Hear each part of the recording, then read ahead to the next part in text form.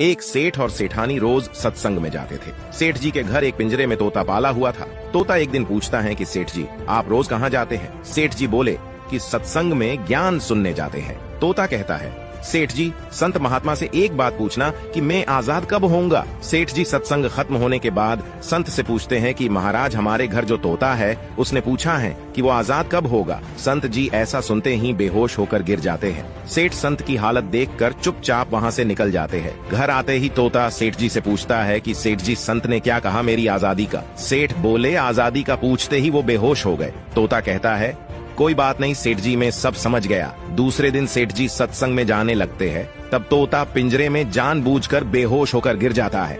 सेठ जी उसे मरा हुआ मानकर जैसे ही उसे पिंजरे से बाहर निकालते हैं तो वो उड़ जाता है। तब संत ने सेठ जी से कहा कि देखो, तुम इतने समय से सत्संग सुनकर भी आज तक सांसारिक मोह माया के पिंजरे में फंसे हुए हो, और उस तोते को देखो, बिना सत्संग में आए मेरा एक इशारा समझकर आजाद हो गया। आप ये कहानी से क्या समझें, कमेंट में बताना।